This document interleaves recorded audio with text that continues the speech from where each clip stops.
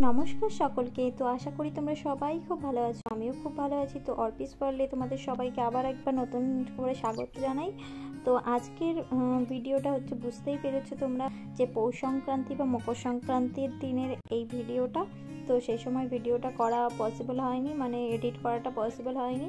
তো তোমাদের কার কার বাড়িতে এরকম পিঠে হয়েছে আর কি কি পিঠে হয়েছে সবাই অবশ্যই কমেন্ট করে জানিও। আর কার কার তোমাদের আমার মতো এরকম দুধ পুলি তারপরে পাটিসাপটা এসব কার কার পছন্দ তোমরা একটু জানিও। আর এই মকর সংক্রান্তি নিয়ে তোমাদের কিছু বলি। এই মকর সংক্রান্তি হচ্ছে প্রতি বছর জানুয়ারি মাসের থেকে একদম মাঝের দিকে শুরু হয়।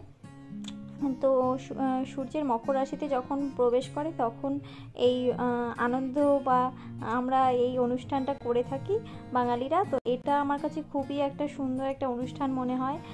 কত বছর পরে, মানে অনেকটা একটা বছর পর আমরা পিঠে খেতে পারি। এই সময়টা আমার কাছে অনেকটা সময় মনে হয় এর জন্য।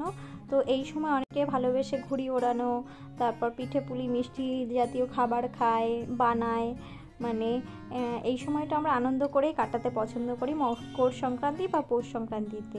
তো তোমাদের কী কী নিয়ম আছে সেটাও জানিও। অনেকে আবার নানান রকমের গোবরের পিঠে দেয়, মানে পুজো করে অনেক রকমের, সেগুলো আমি জানি না। তো আমাদের এরকম করে উঠোন এরকম করে লেপে দিয়ে তার উপর দিয়ে এরকম করা হয়। তো কেমন লাগলো তোমাদের ভিডিওটা অবশ্যই জানিও।